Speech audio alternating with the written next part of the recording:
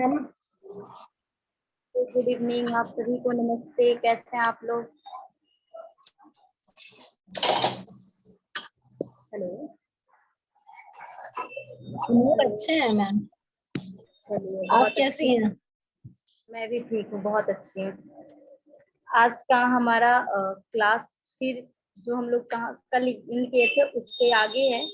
आज हम लोग पढ़ेंगे कुछ हमारी बॉडी में जो भी एनर्जी सिस्टम है, एनर्जी सिस्टम कैसे जाती है, किस ऑर्गन का एनर्जी ऊपर जाता है, किस ऑर्गन का एनर्जी नीचे आता है, ठीक है, उसके क्या सिम्टम्स होंगे और क्या ट्रीटमेंट होगा। तो कुछ हम एनर्जी के सिम्टम्स वगैरह देखते हैं। पहला है ऑर्गन, उसके बाद नॉर्मल वी डायरेक्शन, यानी जो ऊर्जा है उसकी नॉर्मल डायरेक्शन क्या है। जैसे हमें जाना है सीधा, तो ये तो हमारा नॉर्मल डायरेक्शन हो गया। लेकिन अगर हम उधर से आ रहे हैं तो क्या हो, अपोजिट डायरेक्शन, यानी हमें सीधा जाना चाहिए, हम सीधे नहीं जाके उल्टा आ रहे हैं। उसी प्रकार से क्वी का मार्गोल्लंघन, कंट्रावेक्शन ऑफ क्वी, यानी क्वी कैसे मार्गोल्लंघन, यानी in the sense opposite flow, ठीक है। उसके बाद है कुछ सिम्टम्स हैं और कुछ ट्रीटमेंट्स हैं। तो पहला जो ऑर्गन्स है वो हमारा है स्टमक। स्टमक की ऊर्जाएं ऊपर से नीचे आती है, ठीक है। स्टमक की ऊर्जाएं ऊपर से नीचे आती है। अगर यही ऊर्जाएं नीचे से ऊपर जाने लगे, यानी कि गैस पास नीचे से होना चाहिए, अगर ये गैस ऊपर से पास होने लगे तो क्या हो गया, कंट्रावेक्शन हो गया, ठीक है। अगर ऐसा होगा तो क्या सिम्टम्स आएगा, ढकार आएगा, हिचकी आएगी, मिचली आएगी, बमन आएगा, ठीक है। ये सारे क्या है, सिम्टम्स हैं। अगर स्टमक की ऊर्जाएं अपने डायरेक्शन से दूसरे डायरेक्शन में चली गई, यानी अपनी लाइन से दूसरे लाइन में जाना चाहिए, नीचे से ऊपर, और चली गई नीचे से, सॉरी ऊपर से नीचे आना चाहिए और चली गई नीचे से ऊपर, तो पेशेंट को क्या आएगा, बार बार उबकाई आएगा, ऊपर से आवाजें डकार के साथ बहुत तेज तेज आवाजें निकलेगी, उल्टी जैसा मन होगा, उल्टी होगा भी, ऐसे सारे सिम्टम्स होंगे। अगर ऐसे सिम्टम्स आते हैं तो हमें ट्रीटमेंट क्या देना है। ट्रीटमेंट में स्पेसिफिक प्रोटोकॉल नहीं है। जैसे अगर ऐसे पेशेंट आते हैं तो हम ज्यादातर बोलते क्या है कि चलो स्टमक का हीट का प्रोटोकॉल लगा लो, P6 CV10 12 13 और SP40 45 और रेट, हम ऐसे प्रोटोकॉल एक बोल देते हैं। लेकिन जब हमें पर्टिकुलर ट्रीटमेंट पता होता है कि स्टमक के अंदर हीट ही सिर्फ नहीं बढ़ा है, इसकी जो एनर्जी है वो अपोजिट डायरेक्शन में जा रही है, यानी ऊपर से नीचे आना चाहिए, नीचे से ऊपर जा रही है। तो इस केस में जो हम प्रोटोकॉल देंगे, P6 पेरिकार्डियम का 6 नंबर पॉइंट देंगे, SP4 स्प्लीन का 4 नंबर पॉइंट देंगे, CV10 conception vessels 10, conception vessels 13, SP13 point seeded, ठीक है। P6 SP4 SP10 P6 SP4 CV10 13 और SP36 ऑल पॉइंट को हम सीडेट करेंगे। और ये आप कोई ऐसे भी पेशेंट हमारे पास आते हैं जो बोलते हैं हम दोनों हाथ में नहीं लगवाएंगे, एक हाथ में लगवाएंगे। तो अगर मैम दोबारा बोलिए, आवाज कट रही है आपकी। अच्छा, मेरी आवाज कट रही है, ठीक है। नोट कीजिए, P6 SP4 P6 SP4 CV10 13 CV10 13 SP36 all point seeded करेंगे, ठीक है। अब देखिए क्या होता है, कभी कभी पता होगा आप लोगों को कि हाँ, पेशेंट बोलता है कि हम दोनों हाथों में मैग्नेट नहीं लगवाएंगे, सिर्फ एक हाथों में लगवाएंगे। तो आपको किस हाथ में उपचार देना है, किस हाथों में ट्रीटमेंट देना है, आप लेफ्ट हैंड में ट्रीटमेंट दीजिए। अगर लेफ्ट हैंड में ट्रीटमेंट देते हैं, अगर दोनों हाथ में नहीं लगवाते हैं तो लेफ्ट हैंड में ट्रीटमेंट दीजिए। जब लेफ्ट हैंड में आप ट्रीटमेंट देंगे तो पेशेंट को काफी आराम मिलेगा, एक हैंड में भी आप उपचार दे सकते हैं। दूसरा हमारा ऑर्गन है स्प्लीन, ठीक है। स्प्लीन की ऊर्जाएं नीचे से ऊपर जाती है, क्योंकि स्प्लीन का क्या काम है, होल्ड करना, ट्रांसपोर्ट करना, ट्रांसमिट करना, रेज करना। तो स्प्लीन की ऊर्जाएं नीचे से उठ के ऊपर जाती है, ठीक है। अब अगर कंट्रोवर्शन हो, ठीक है, मार्ग उल्लंघन हो स्त्री का, तो कैसे होगा? ठीक है, इसकी ऊर्जा ऊपर से नीचे की ओर और नीचे से ऊपर जाने में कमजोर। ठीक है, स्प्लीन की ऊर्जा है का काम है नॉर्मल नीचे से ऊपर जाना, लेकिन यही ऊर्जा अगर ऊपर से नीचे आने लगे तो जो हमारे ऑर्गन्स होते हैं, स्किन है, मसल्स है, ये बिल्कुल लूज हो जाएगा। ठीक है, जो हमारा चित्त है ये भी धीरे धीरे नीचे आ जाएगा, ये चिन्ह है ये भी नीचे आ जाएगा। तो इस तरीके से हमारे बॉडी में और भी सारे सिम्टम्स आएंगे, ऐसे समस्याएं आपको देखने को मिलेगी। साथ ही साथ लूज मोशन हो जाएगा, बार बार वोमिटिंग जैसा भी मन होगा, लूज मोशन भी होगा, वीकनेस की भी फील होगी, ऐसे सिम्टम्स आपको मिलेंगे। अब देखिए इसके और कुछ सिम्टम्स भी लिखे हैं। पतले दस्त होना स्प्लीन की डिफिशियंसी को इंडिकेट करता है। अगर किसी को पतला दस्त हो तो डायरिया, ठीक है, बवासीर यानी पाइल्स की प्रॉब्लम हो तो इस कंडीशन में भी हमारी स्प्लीन की डिफिशियंसी हो जाती है। दूसरा, अंगों का स्थान, मैम यानी मैम निशा जी का स्पीकर म्यूट करो, ये आपकी आवाज ही नहीं आने दे रही मैडम। प्लीज आप लोग अपना म्यूट कर लीजिए, अपना माइक म्यूट कर लीजिए। सभी लोग तो म्यूट है सर, एक मैं ही अनम्यूट हूँ। हो गई मैम, निशा मैम थी, हो गई। ठीक है,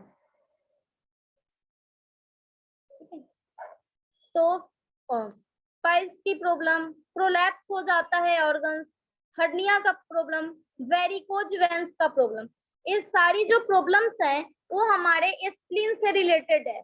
अगर स्प्लीन की ऊर्जाएं ऊपर से नीचे नहीं आके नीचे से ऊपर नहीं जाती और ऊपर से नीचे आने लगती है तो आपकी बॉडी में इतने सारे सिम्टम्स देखने को मिलेंगे। अब अगर सिम्टम्स ऐसे देखने को मिले तो हम ट्रीटमेंट क्या देंगे? तो ट्रीटमेंट देखिए, governing vessels 20, GB20, governing vessels 20, governing vessels 1, GB20, GB1, CV6, conception vessels 6, conception vessels 12, conception vessels 6, conception vessels 12, SP3, SP6, spleen का 3 नंबर पॉइंट, स्प्लीन का 6 number point, SP9, UB2021, urinary bladder 2021, ST36, stomach 36 और stomach 21, all point टोनिफाई करेंगे। क्यों टोनिफाई करेंगे? क्योंकि जो spleen की ऊर्जाएं है वो नीचे से ऊपर जाना चाहिए, तो ये ऊपर से नीचे आ रही है, इसलिए टोनिफाई करेंगे। और जो स्टमक के अंदर ऊर्जाएं हैं उसको हम क्या करेंगे? सीडेट करेंगे। तो कंडीशन के अकॉर्डिंग टोन सीडेट होते रहेगा, ऐसा कुछ नहीं है कि स्टेग्नेशन है तो हर जगह टोनिफाई होगा, हर जगह सीडेट होगा। ऑर्गन और कंडीशन दोनों मैटर करता है। तीसरा ऑर्गन है लंग्स। अब लंग्स की भी ऊर्जाएं ऊपर से नीचे की तरफ आती है, लंग्स की ऊर्जा ऊपर से नीचे आती है। अगर यही लंग्स की ऊर्जाएं नीचे से ऊपर जाने लगे, नीचे से ऊपर जाने लगे तो क्या हो जाएगा? हम बीमार हो जाएंगे, यानी जो क्वी है उसका कंट्रावेक्शन हो गया, जाना चाहिए, आना चाहिए नीचे और जा रहा है ऊपर। ठीक है, अब इसके, हाँ जी मैम कुछ स्प्लीन का पूछना था, पूछ सकते हैं अभी? हाँ पूछिए। हाँ, जैसे किसी व्यक्ति ने खाना खाया तो हाँ, उसके आधे घंटे बाद, जैसे खाना खाने के बाद किसी को क्या होता है, खाना खाने का नींद आ जाती है अचानक से या वीकनेस फील होती है, तो इसमें कौन रिस्पॉन्सिबल होगा, स्टमक या स्प्लीन? स्प्लीन रिस्पॉन्सिबल है। ओके मैम, तो मतलब नींद आना मतलब या लेट खाना खाने की वजह से होता है या स्प्लीन की एनर्जी कन्वर्ट नहीं होती उस वजह से होता है? अगर खाते खाते नींद आए, ठीक है, ऑब्वियस सी बात है, जब हम ज्यादा हेवी फूड्स खा लेते हैं, खूब खा लेते हैं, दबा के खाना चाहिए, भूख कितना अगर उससे भी ज्यादा खा लेते हैं तो जाहिर सी बात है नींद आता ही आता है। नींद आने का मैंने कल भी कारण बताया था, जब हम ज्यादा हेवी फूड्स का इंटेक करते हैं तो क्या होता है, हमारी बॉडी के जितने भी ब्लड है, ज्यादातर हमारे सेल्स की एनर्जी कहाँ पे लग जाती है, उस भोजन को जो आपने किया है उसके डाइजेशन में हेल्प करने के लिए ज्यादा एनर्जी वहां चला जाता है। और सबसे ज्यादा न्यूरॉन सेल्स हमारे ब्रेन में है, तो ब्रेन के पास जो भी एनर्जी है वहां से ज्यादातर हमारे ऑर्गन्स के पास आ जाता है, जहाँ पे भोजन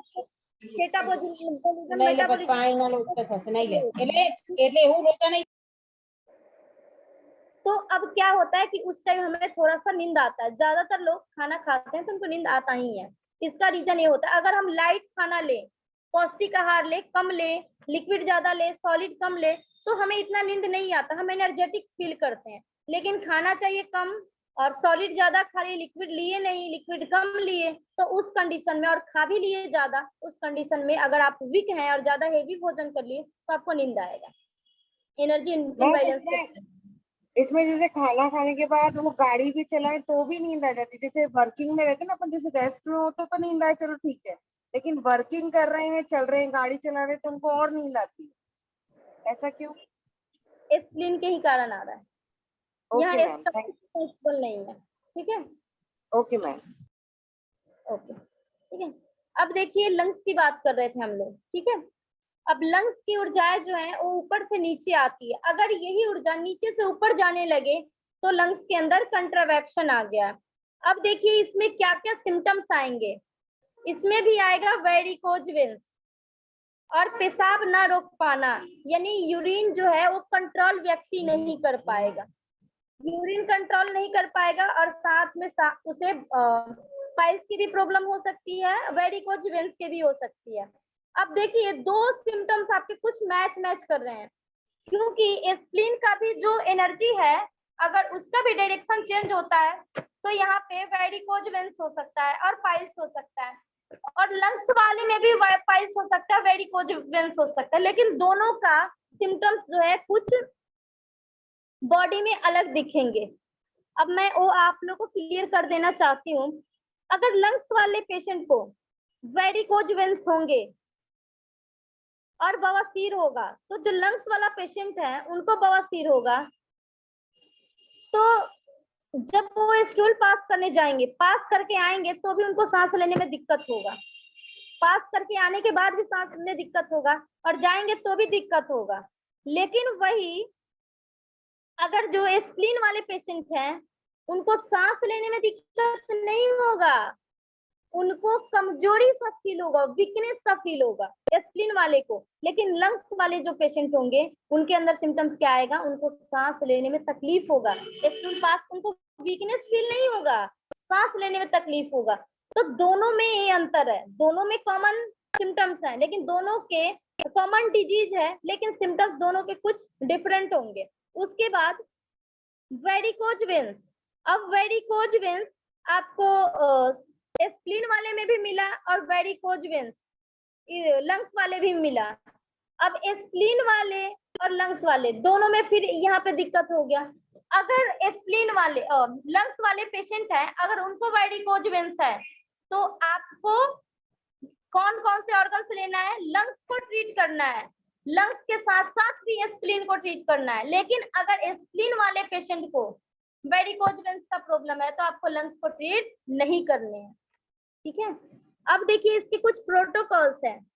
गवर्निंग वेसल्स 1 देखेंगे, ऊपर वाले प्रोटोकॉल में पहले था गवर्निंग वेसल्स 20 और उसके बाद गवर्निंग वेसल्स 1 था। लेकिन यही जो हम लंग्स का डायरेक्शन, एनर्जी का डायरेक्शन अगर चेंज होता है तो इसके कुछ प्रोटोकॉल्स चेंज हो गए हैं। इसके प्रोटोकॉल्स क्या चेंज हुए हैं, गवर्निंग वेसल्स 1 और governing vessels 20, governing vessels 1, governing vessels 20, CV1 और CV6, governing vessels 1, governing vessels 20, CV1, CV6, ST21 stomach का 21 number point, SP3, SP6, SP3, SP6, UB2021, urinary bladder 2021, all point 25, all point 25, ये आपके कुछ symptoms हो गए किसके, lungs वाले patient के सिम्टम्स और ट्रीटमेंट। फिर से प्रोटोकॉल एक बार बोल देती हूँ। Governing vessels 1, governing vessels 20, CV1, CV6, conception vessels 1, conception vessels 6, ST21, stomach का 21 number point, SP3, SP6, spleen का 3 नंबर पॉइंट, स्प्लीन का 6 number point, UV 2021, urinary bladder 2021, all point 25। अब आ जाए किडनी के पास। जो किडनी ऑर्गन्स हैं, इनकी जो एनर्जी है ये ऊपर से नीचे की ओर आती है। इसकी भी एक सेकेंड, यहाँ पे कुछ मिस्टेक है। मैम जो आपने ये बताया है ये किडनी स्प्लीन का बी पार्ट था, स्प्लीन के 2 पार्ट हैं और भी, और लंग्स का तो अलग रह गया मैडम। एक सेकेंड, हाँ, यहाँ ये जो किडनी नीचे का से ऊपर की ओर जाने वाली जो की है वो कमजोर हो जाए, उसका ट्रीटमेंट था मैडम ये। हाँ एक नीचे सेकेंड, जो से, किडनी हाँ किडनी की एनर्जी नीचे से ऊपर जाती है, लेकिन यहाँ पे ऊपर से नीचे की ओर लिखा हुआ है। ठीक है, किडनी की एनर्जी नीचे से ऊपर जाती है। एक बार रीचेक कर लेंगे।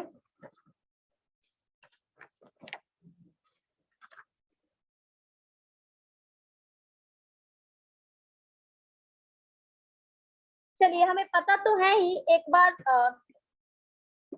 आप लोग अपने बुक में देखेंगे PDF में, इसमें क्या लिखा है 4 नंबर में, किडनी की एनर्जी ऊपर से नीचे जाती है, नीचे से ऊपर आती है। इसमें मैडम ऊपर से नीचे की ओर, बाकी जो अपने शुद्ध की होती है, ओरिजिनल की होती है, वो नीचे से ऊपर की ओर जाती है। बिल्कुल। अपवर्ड जाती है मैम, शुद्ध वाली। अच्छा, आपके बाकी बुक तो में ये भी ऊपर से नीचे की तरफ आएगी मैडम। ठीक है, क्योंकि किडनी की एनर्जी नीचे से ऊपर जाती है, ओरिजिनल की जो होती है वो नीचे से ऊपर जाती है। ठीक है, लंग्स के पास जाती है, तब जाके वो जो गैदरिंग की होती है उससे क्या बनती है, 2 डिफेंसिव की और न्यूट्रेटिव की बनती है। यहाँ थोड़ा सा मुझे डाउट है, कोई नहीं, मैं इसे कल थोड़ा सा पढ़ के आप लोगों को कंफर्म कर दूंगी। एक सेकेंड आप लोग होल्ड पे रहेंगे।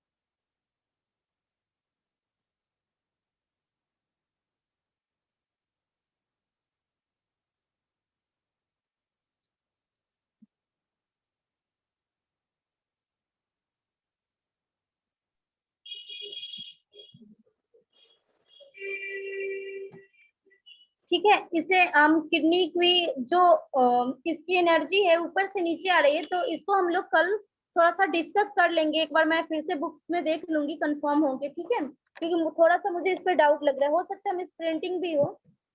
तो जो किडनी की एनर्जी है वो ऊपर से नीचे आ रही है।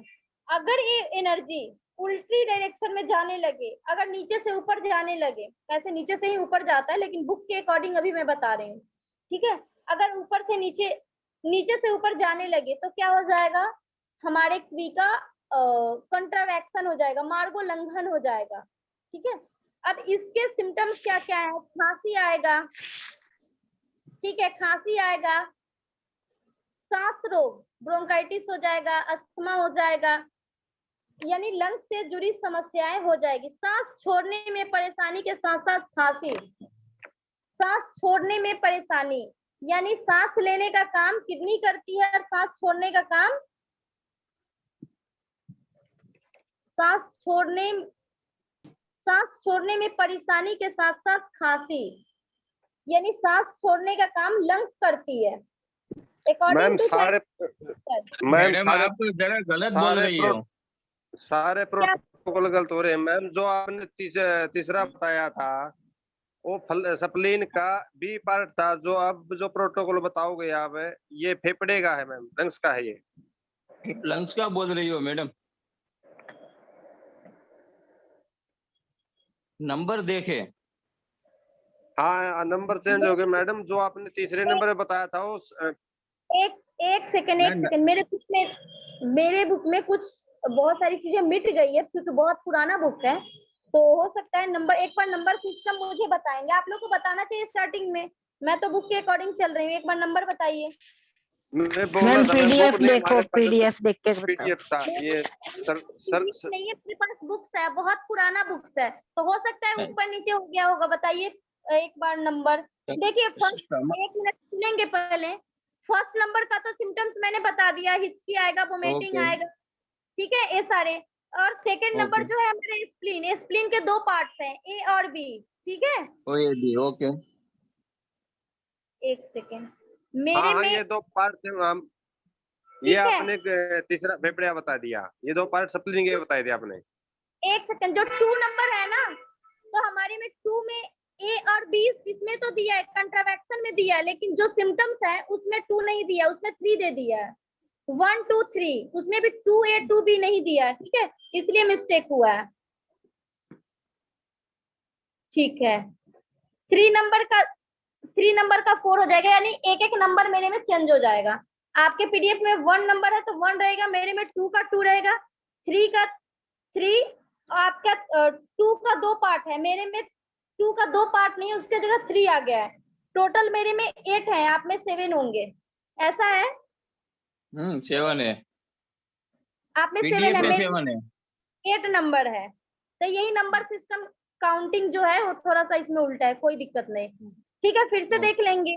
स्प्लीन के 2 पार्ट्स हैं, जिसमें एक में एनर्जी ऊपर से नीचे की ओर जाती है, ऐसे नॉर्मल डायरेक्शन स्प्लीन का है नीचे से ऊपर, नॉर्मल स्प्लीन का डायरेक्शन है नीचे से ऊपर, लेकिन अगर इसकी एनर्जी ऊपर से नीचे आती है, पहला ए नंबर, दूसरा जो है नीचे से ऊपर जाने में कमजोर होना। अब जाहिर सी बात है इसकी एनर्जी नीचे से ऊपर जाती है, यानी जो स्प्लीन का काम है इसका काम है होल्ड भी करना और रेज भी करना, तो जो बी नंबर है वहां पे रेज कर रहा है, जो एनर्जी है उसको उठा रहा है, नीचे से ऊपर उठा के भेज रहा है। अगर ये कमजोर होती है तो क्या सिम्टम्स आएंगे, और अगर इसकी ऊर्जा ऊपर से नीचे आती है तो क्या सिम्टम्स होंगे, देखेंगे 2 नंबर में, ठीक है, पतले दस्त, बवासीर, यही डायरिया, पाइल्स, उसके बाद प्रोलैप्स, हर्निया और वेरिकोज वेन्स, ये सिम्टम्स आएंगे जब इसकी एनर्जी ऊपर से नीचे की ओर आएगी, यानी नीचे से ऊपर नॉर्मल जाना चाहिए, लेकिन अगर ऊपर से नीचे आता है तो ऐसे सिम्टम्स आएंगे। इसके ट्रीटमेंट मैंने बता ही दिया, governing vessels 20, governing vessels 1, CV6, CV12, SP3, SP6, SP9, UV20, 21, ST36, ST21, all point 25। दूसरा है स्प्लीन की ऊर्जा है नीचे से ऊपर अगर जाने में कमजोर है, ऐसे नॉर्मल जो स्प्लीन की एनर्जी है वो नीचे से ऊपर ही जाती है, लेकिन अगर उनके अंदर भी वीकनेस आ गया तो 1 टाइप ऑफ कंट्रावेक्शन, ठीक है। अब इसके क्या सिम्टम्स होंगे, इसमें ज्यादातर सिम्टम्स नहीं आएंगे, 2 ही आएंगे, जो मेरे में 3 नंबर है लेकिन आप में 2B होगा, ठीक है। मेरे में है बवासीर, दूसरा वेरिकोज वेन्स और यूरिन कंट्रोल नहीं कर पाना, जो पेशेंट होंगे वो यूरिन भी कंट्रोल नहीं कर पाएंगे, दूसरा वेरिकोज वेन्स और बवासीर। अब यूरिन कंट्रोल नहीं कर पाना यानी स्प्लीन का काम है होल्डिंग, तो यूरिन नहीं कंट्रोल कर पाना यानी कि स्प्लीन जो है उसकी वो होल्ड नहीं कर पा रहा है। दूसरा वेरिकोज वेन्स भी है, तो इसमें भी जो है इसकी होल्डिंग कैपेसिटी रिड्यूस हो गई और साथ में रेज करने की जो इसकी क्षमता, आप म्यूट हो गई मैडम। बवासीर में क्या होता है, यहाँ पे इसकी होल्डिंग कैपेसिटी रिड्यूस हो गई है, जिसके कारण पाइल्स हो गया। पाइल्स के साथ पाइल्स में भी टाइप्स होते हैं, किसी को ब्लड आता है, किसी को ब्लड नहीं, किसी का खूनी होता है, किसी का वादी होता है, तो इस पे हम लोग डिस्कस नहीं करेंगे। अब आई थिंक कंप्लीट हो गया होगा आप लोग का स्प्लीन। उसके बाद आते हैं मेरे बुक में 4 नंबर, आपके बुक में 3 नंबर सिम्टम्स, ठीक है। लंग्स की एनर्जी ऊपर से नीचे आती है, ठीक है। अगर लंग्स की यही एनर्जी अपोजिट डायरेक्शन में चले जाए, अगर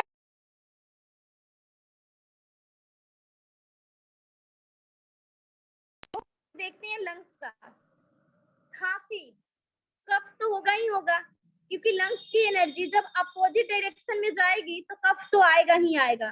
साथ में सांस लेने में दिक्कत, सांस छोड़ने सॉरी लेने में दिक्कत कम होगा, छोड़ने में दिक्कत ज्यादा होगा। लेकिन अकॉर्डिंग टू चाइनीज एक्यूप्रेशर हम बोलते हैं कि जो लंग्स है वो सांस छोड़ने का काम करती है और किडनी जो है सांस लेने का काम करती है। लेकिन अगर एलोपैथ सिस्टम बात किया जाए तो लंग्स ही हमारा सांस लेने का काम करती है, किडनी नहीं करती। ठीक है, तो सांस छोड़ने में परेशानी के साथ साथ खांसी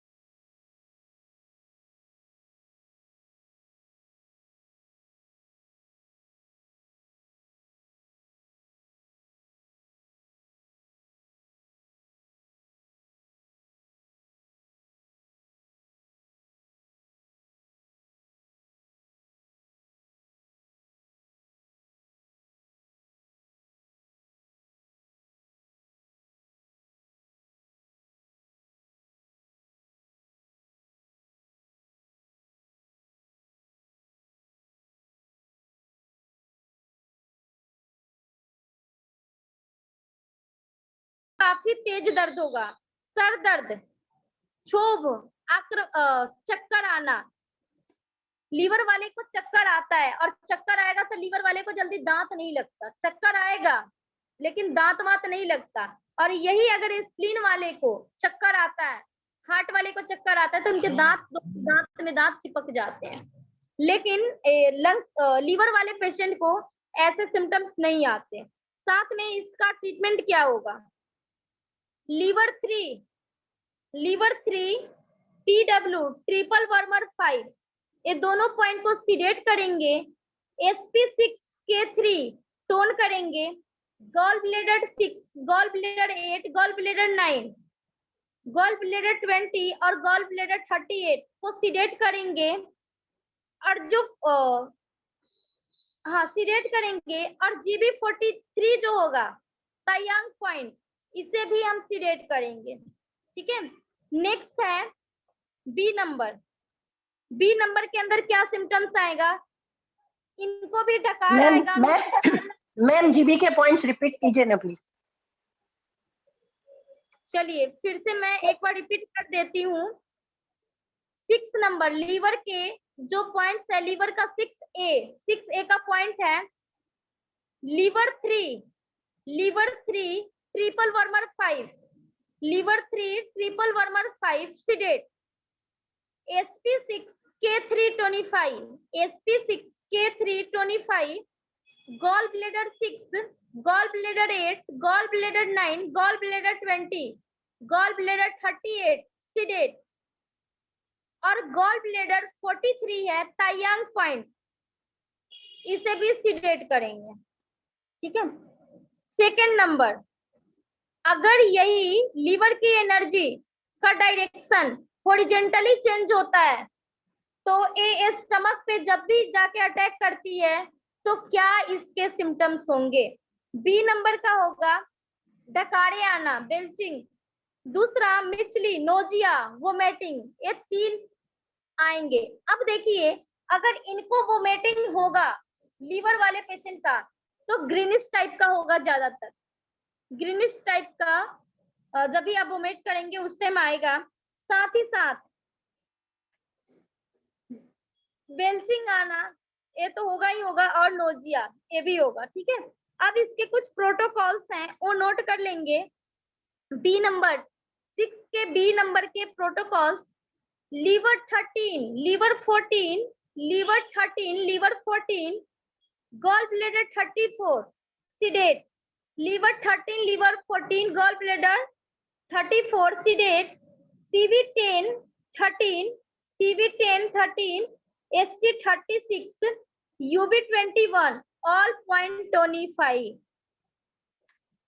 फिर सी नंबर देखते हैं, अगर यही लीवर की एनर्जी स्प्लीन पे आके अटैक करती है हॉरिजेंटली तो इसके क्या सिम्टम्स होंगे? सी नंबर के होंगे पतले दस्त आना, यानी इनको डायरिया होगा, वो भी डायरिया काफी ज्यादा लिक्विड फॉर्म में होगा, काफी ज्यादा पतला होगा।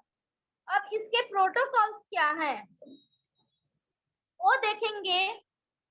इसके प्रोटोकॉल्स हैं liver 3 13 14, liver 3 13 14, gall bladder 34, gall bladder 34। ये पॉइंट्स क्या होंगे? सीडेट होंगे, येलो वियोल मैग्नेट लगाएंगे, यानी ऑल पॉइंट सीडेट। दूसरा जो है ST36,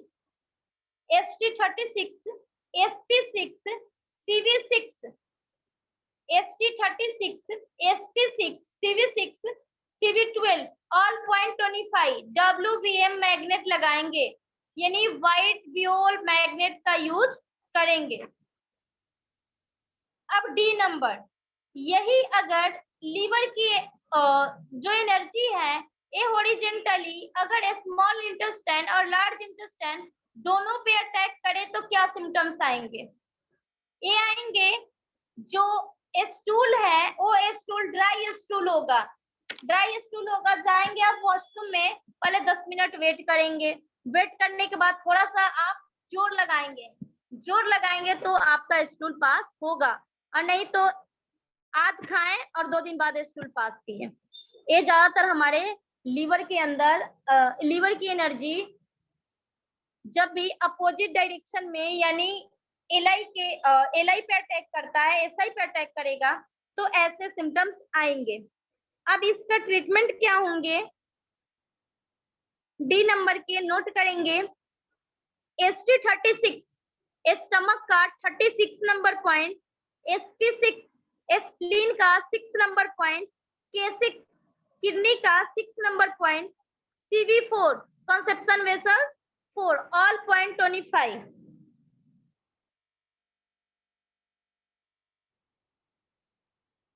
उसके आगे चलिए ई नंबर ABCDE, इसकी एनर्जी है ऊपर से नीचे की ओर। अगर लीवर का डायरेक्शन नीचे से ऊपर है लेकिन इसकी एनर्जी ऊपर से नीचे आने लगी तो क्या सिम्टम्स आएंगे, वो देखेंगे। मल सूख जाना, सॉरी पेशाब में जलन होना, बर्निंग इन यूरिनेशन, यानी पेशेंट जो है वो यूरिन पास करने जाएगा, बहुत ज्यादा बर्निंग जलन सा होगा। ठीक है, अब इसके ट्रीटमेंट क्या होंगे वो नोट कीजिए। Liver 2, liver 2, liver 4, liver 2, liver 4, CV2, CV2, CV3, CV4, CV2, CV3, CV4 all point sedate. उसके बाद है SP6, SP9, K3, K6, UB22, UB28 all point 25। अब चलिए 7 नंबर, 7 नंबर जो अपने ऑर्गन्स हैं वो ऑर्गन्स हैं लार्ज इंटेस्टाइन, बड़ी आंत। अब बड़ी आंत के अंदर अगर यही एनर्जी चेंज होता है, इसकी डायरेक्शन चेंज होती है, जो एलआई है इसका एनर्जी नीचे से ऊपर जाता है। अगर इसकी एनर्जी ऊपर से नीचे आने लगी तो क्या समस्याएं हो सकता है। पहला, लगातार पतले दस्त होना, यानी कंटिन्यू लूज मोशन होगा, बिल्कुल पतला। गुद्दा का स्थान संयुक्त बवासीर, यानी जो गुद्दा इन द सेंस, गुद्दा हम किडनी को बोलते हैं हिंदी में, राइट, किडनी को ही बोलते हैं ना गुद्दा, हाँ किडनी को ही बोलते हैं। ठीक है, नहीं, तो क्या नहीं, ये उसका अर्थ नहीं होगा ना। किडनी को ही बोलते हैं गुर्दा। हाँ, तो किडनी के स्थान की आपको पेन हो सकता है। दूसरा, बवासीर, पाइल्स की प्रॉब्लम। उसके बाद शौच के बाद थकान आना, क्रोनिक डायरिया, ठीक है, एनस प्रोलैप्स, पाइल्स, यानी ऐसी सारी समस्या है। अब एक चीज यहाँ मैं बताना चाहूंगी, शौच के बाद थकान आना, तो शौच के बाद थकान स्प्लीन वाले को भी आता है और शौच के बाद थकान किडनी वाले एलआई वाले को भी आता है। अब एलआई वाले को इसलिए थकान आता है शौच के बाद क्योंकि किडनी एलआई के अंदर कौन सी विटामिन का सिंथेसिस होता है, जो इकोलाई बैक्टीरिया है वो कौन सा विटामिन का सिंथेसिस करता है, कोई बताना चाहेगा। हेलो हेलो हेलो, कोई भी बताए। Vitamin D. नहीं, आप लोग पढ़ के आइएगा, B12, पढ़ के आइएगा, थोड़ा सा जो चीजें नहीं पता होगा वो भी पता हो जाएगा। ठीक है, तो इसके कारण क्या होता है, ज्यादातर वीकनेस लगता है क्योंकि जो विटामिन की सिंथेसिस होनी चाहिए वो नहीं हो पाता है। और क्यों नहीं होता, क्योंकि एलआई की जो एनर्जी है वो अपोजिट फ्लो में चलने लगती है। अब इसके कुछ ट्रीटमेंट है।